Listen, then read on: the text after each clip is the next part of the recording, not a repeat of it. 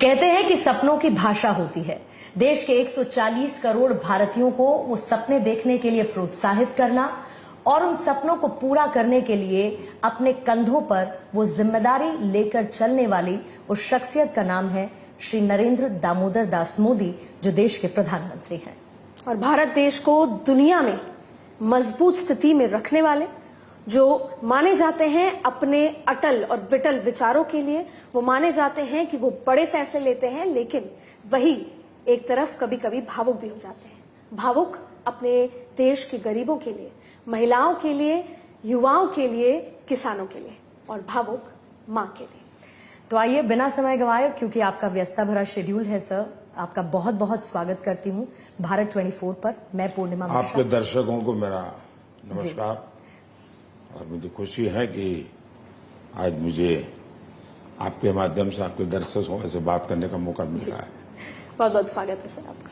पहला सवाल मेरा यही है कि क्योंकि हम बिहार की धरती पर हैं, तो बिहार से जुड़ा हुआ सवाल यह है कि यहाँ की जो मुख्य विपक्षी पार्टी है आरजेडी, और जिस गठबंधन का वो हिस्सा है, वो लगातार ये कहते हैं कि आप सत्ता में आएंगे तीसरी बार तो आरक्षण खत्म कर देंगे।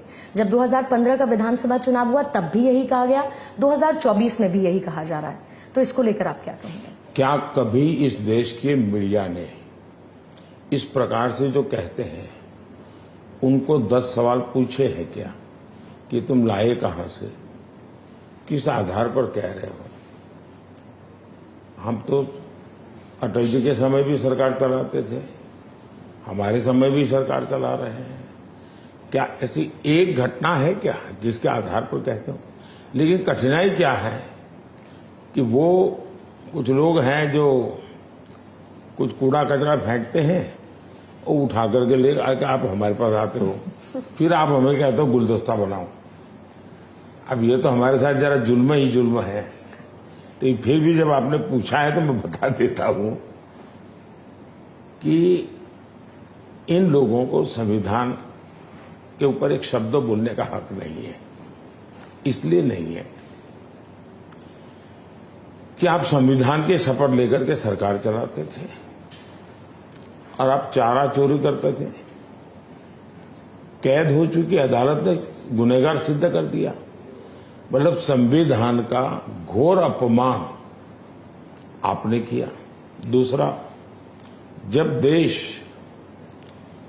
33% विमेन आरक्षण का बिल लेकर के आया तो पार्लियामेंट के अंदर इन्हीं की पार्टी ने उस बिल को छीन लिया, उसके लीरे लीरे कर दिए, और उस दिन हाउस का आखिरी दिन था। उसके बाद 30 साल तक वो लटका रहा। जिन लोगों ने संविधान के साथ, संसदीय प्रणाली के साथ ये खिलवाड़ किया हो, वे राजनीति के लिए इस प्रकार का झूठ बोल रहे हैं। दूसरा, ये वो लोग बोल रहे हैं जिनकी पहचान में 3 चीजें साफ साफ है।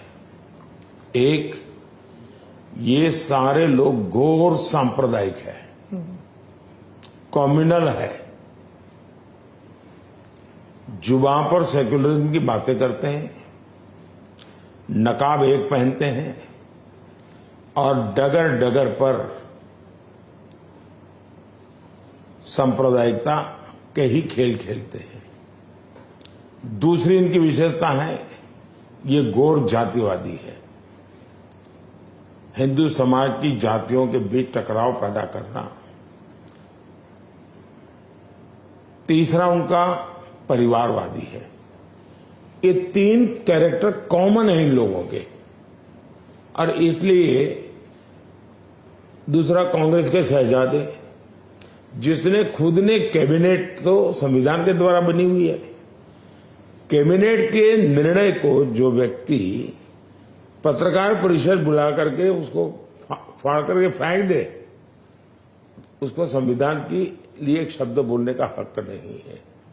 और इसलिए ऐसे लोग जो कूड़ा कचरा फेंकते हैं, उसको लेकर के हमारा समय क्यों आप लोग खराब करते हैं?